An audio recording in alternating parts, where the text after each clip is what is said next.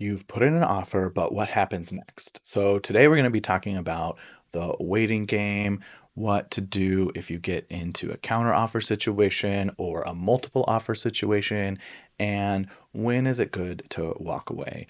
I'm David Mercier. I'm a Southern California realtor who believes dream homes do come true. No matter where you are, I can teach you how to get into that dream home.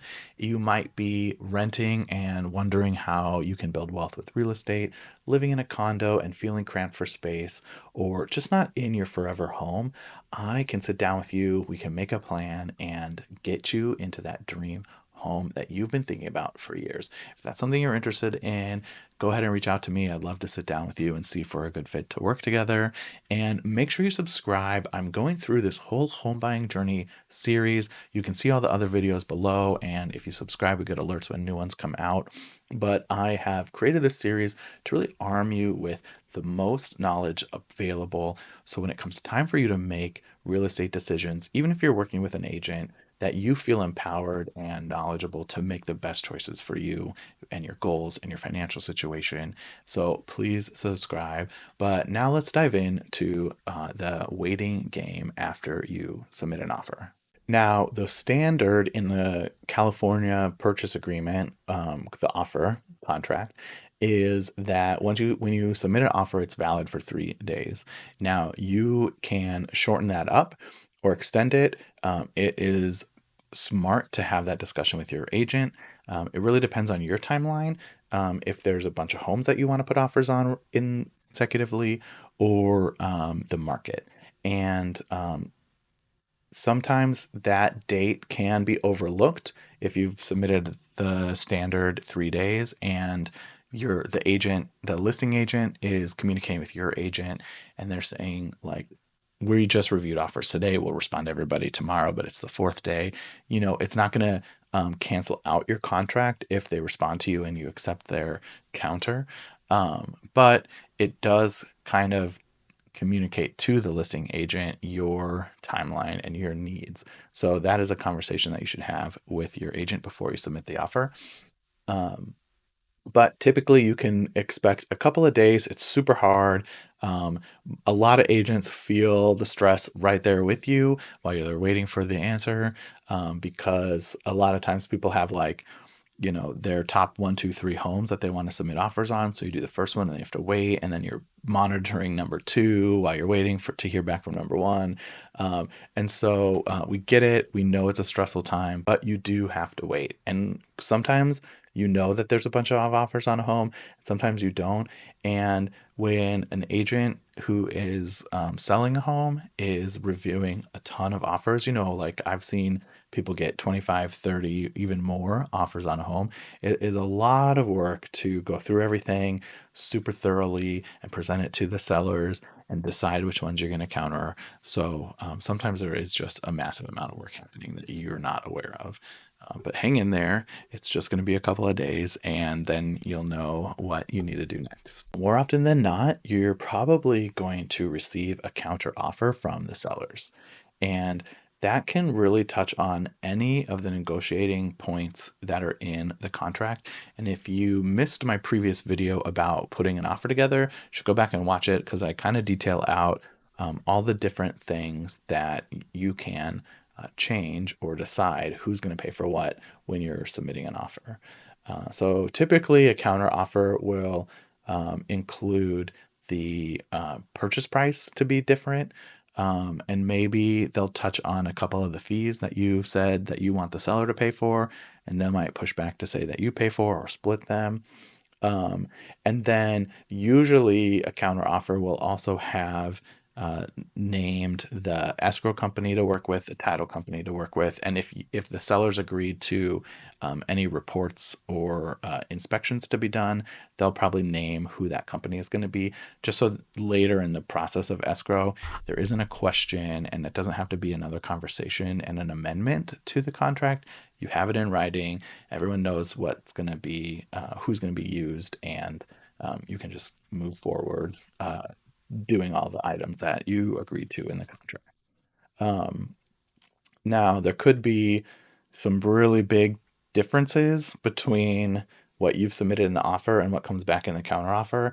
And depending on your needs, your financial situation, and your timeline, that's a conversation that you should have with your agent to determine how you're going to respond. If you're going to just accept it because this is the house for you and you're in love, or if you want to push back with a counteroffer to their counteroffer, which is also totally normal. A lot of times the market dictates it. Sometimes it's the value of the home, and sometimes it's the worth of the home to you and your specific situation. So that is a fair conversation to have with your agent when you receive the counteroffer.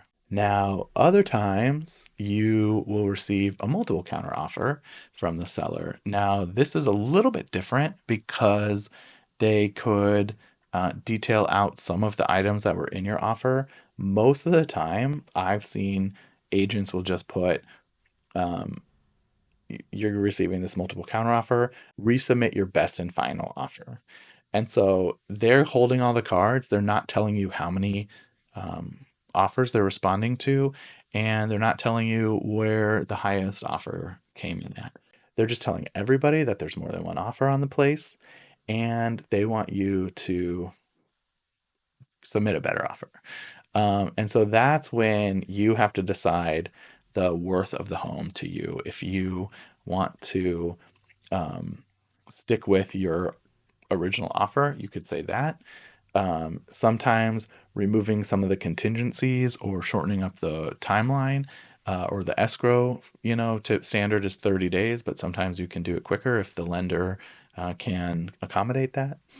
Um, but just like with a counteroffer, like this is a conversation you need to have with your agent to let them know where you're at with your attachment to this place, right? Now, it's fair to ask your agent if they've spoken to the listing agent to see, hey, how many offers or what's your seller looking for? If they haven't been transparent in the beginning, now is another time to press them a little bit more to see if they'll say, like, sometimes people will say, like, oh, it needs to be above this number. Um, but sometimes they'll share the exact number that the highest offer was at. It really just depends on the strategy of the listing agent or what the listing agent is allowed to do based on what the seller has told them. So, unfortunately, it is a bit of a gamble, but there are ways to try to present the best multiple counteroffer back to the seller. So, when should you walk away? Well, it really depends on you and your attachment to the home and your budget, obviously. But I usually encourage my clients to not be discouraged by a counteroffer or a multiple counteroffer. I'm always happy to submit one more counter just to make sure that we've tried our best. Sometimes agents bluff, sometimes sellers bluff, and they say, hey, we need, over this amount, and you can't go there. But you could resubmit your offer or you could counter at your max and say, like, this is our final offer to you. And sometimes you might be the one who wins. If you don't know all of the factors for why the seller is selling or what their needs are, what their financial situation is, it never hurts to try like that one more time before you walk away. But I always tell my clients that you want to see the potential of love in a home, but not fall in love with it before it's official, because you never know what happens. You could, even if it's the home and your offer is accepted, you could get down the road and realize, like, it needs a new roof, it needs a new HVAC system, and a foundation repair, and those are huge costs that um, you might not have the money for, and the seller isn't willing to cover 100% of. And so, what do you do at that point? Um, so it's not official until it closes, but you want to see the possibility of love, right? So that is my caution to everybody. But eventually, hopefully, you will have a situation where your offer is accepted. So it is all right to celebrate. You can revel in that moment. It is not the finish line, but it is a huge win in your home buying journey. And your agent will probably be celebrating right along with you. But don't relax too much because you do have a lot of work ahead of you. And if you subscribe to my channel, you'll get all of the next steps in my home buying journey series. You could also read everything. I have a blog about each step and I'll link it below. But remember, if you're buying or selling property anywhere in the world, I can be a part of your journey with you. I'm based in California. I have helped people buy and sell all over California and even all over the world through my network. And I would love a chance to work with you. So if you have any questions, if you're thinking about buying anytime in the next couple of years, I'd love to connect with you. So reach out. Thanks.